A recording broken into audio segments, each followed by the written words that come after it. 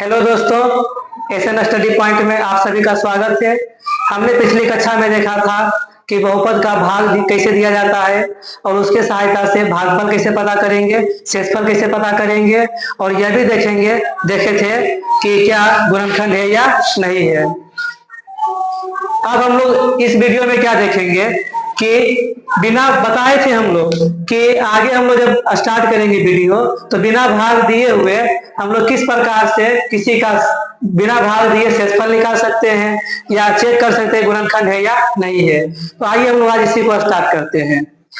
तो बउआ, जब भी हमको पता करना होता है कि x माइनस एक से भाग देने पर शेषफल क्या आएगा, इसके लिए एक प्रमेय होता है, उसको हम लोग कहते हैं शेषफल प्रमेय।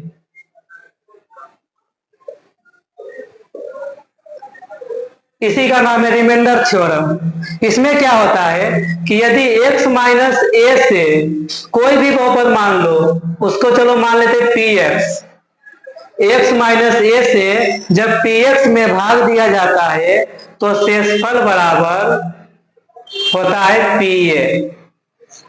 यही थ्योरम है। किताब में जब हम लोग देखते हैं तो बहुत लंबा चौड़ा इसी को लिखा हुआ रहता है, इसका कोई खास मतलब नहीं निकलता है। इसका सिर्फ यही मतलब है कि यदि हम लोग x माइनस ए से px में भाग देंगे तो हमारा शेषफल कितना आएगा, तो मान आएगा pa के बराबर। ठीक है, मतलब px दिया हुआ है, pa निकाल दो, वही हो जाएगा शेषफल। कब? जब x माइनस ए से भाग देंगे तब। यहाँ बात देने वाली बात यह होती है, यहाँ बात ध्यान देने वाली यह होती है कि जब x माइनस ए से भाग दे रहे हैं तो pa का मान निकालना होता है और वही शेषफल होता है। याद रखना, यहाँ माइनस ए है तो मान निकाले हैं a, यदि यहाँ रहेगा x प्लस ए तो मान निकालेंगे p माइनस ए।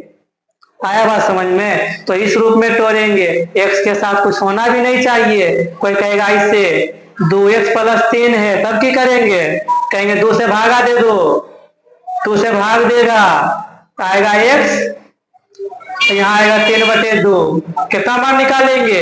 यहाँ प्लस है तो -3/2 का। कहने का मतलब यह हुआ कि जिससे भाग देने कहता है उसका चिन्ह बदल के उसके pa का मान निकाल दो, वही आ जाएगा शेषफल। समझते हैं कैसे होता है? ये कल का ही क्वेश्चन था कि x माइनस एक से भाग देना इस तरह से, तो शेषफल कैसे निकालते थे। देखो, कल याद भी होगा तो हम लोग कल बताए थे कितना से भाग दे तो शेषफल कितना आया था, 18। उतना लंबा चौड़ा प्रक्रिया करने के बाद अब हम लोग डायरेक्ट बताते हैं कैसे निकाल सकते हैं। क्या बोले हैं कि x माइनस ए से भाग देना होता है तो pa का मान निकालो। इसको पहले px मान लेंगे पूरे बहुपद को, 8x पर power 4 minus 12x cube plus 18x plus 14। x minus एक से भाग देना है तो आप ही लोग बताइए हम लोग किसका मान निकाले। यहाँ a माइनस ए था तो यहाँ a लिखे, यहाँ -1 है तो यहाँ कितना लिखेंगे? 1।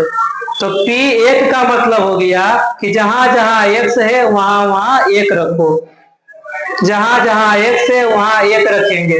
इधर जहां जहां x दिखेगा वहां वहां पर मान 1 रखना है।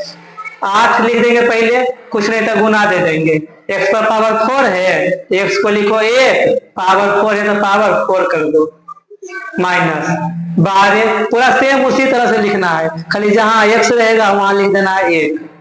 कुछ नहीं तो गुना दे देंगे, x क्यूब है हो जाएगा 1 का क्यूब प्लस 18, x का मान 1 प्लस 14। इस तरह से हो गया। अब सिर्फ इसका मान जो निकल के आ जाएगा वही हो जाएगा शेषफल। जैसे 8, 1 का पावर 4 करो, अरे 1 का पावर 4 करो, 10 करो, 20 करो, 100 करो, 1000 करो, चाहे -1 करो, -5 करो, -6 करो, 1 का पावर कुछ भी करने पर उसका मान हमेशा 1 ही आता है। 12, यहाँ भी 1 आ जाएगा, 18 गुना 1 18 हो जाएगा प्लस 14।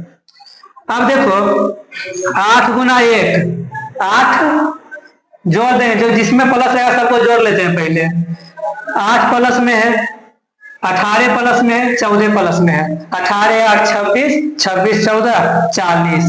बस कौन गया? -12। 40 में 12 घटाओ, आ गया 28। बोलो, कल भी यही ना बताए थे कि भागा देने पर 28 आएगा शेषफल।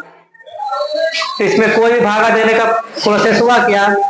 पूरा आसान है। इससे हम लोग बिना भाग दिए हुए भी कोई भी शेषफल आराम से निकाल सकते हैं। यदि कोई हमको शेषफल निकालने के लिए बोलता तो हम लोग इतना भी काम नहीं करते, हम लोग डायरेक्ट निकाल सकते थे। अरे गधा, कहेंगे देखो क्या कि x माइनस एक से भाग देना है, x का मान एक रखो। x का मान एक रखने पर फर्क पड़ता है क्या? नहीं पड़ता है। तो यहाँ चलो ई का खत्म हो गया, ई भी खत्म हो जाएगा, ई भी खत्म हो जाएगा।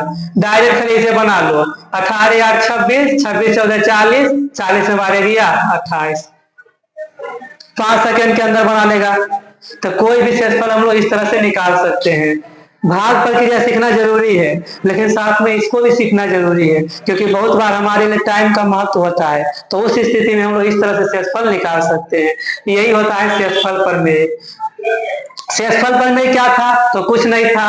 यदि x माइनस ए से भाग दे रहे हैं px में, तो जो pa का मान आएगा वही हो जाएगा शेषफल। क्लियर है? ठीक है। इसी प्रकार से एक चीज और बताए थे हम लोग कि गुणनखंड कैसे चेक करेंगे, यह गुणनखंड है या नहीं है। तो गुणनखंड का सेम प्रोसेस है। क्या बोल रहे हैं कि यदि x माइनस ए से भाग देंगे px में, तो जो pa आता है वो शेषफल होता है। तो कल भी हम लोग बताए थे कि यदि शेषफल का मान 0 आएगा तो गुणनखंड रहेगा, यदि शेषफल का मान 0 नहीं आता है तो वह बहुपद का गुणनखंड नहीं होता है। उसको हम लोग कहते हैं गुणनखंड प्रमेय। यदि हमें जांच करना है गुणनखंड है या नहीं है, तो उसके लिए होता है गुणनखंड प्रमेय। खाली नाम दे दिया गुणनखंड प्रमेय, सेम इसी तरीका का होता है। अरे pa निकाले शेषफल हुआ, यदि 0 आएगा तो गुणनखंड रहेगा, 0 नहीं आएगा तो गुणनखंड नहीं रहेगा। तो आइए हम लोग उसको देखते हैं।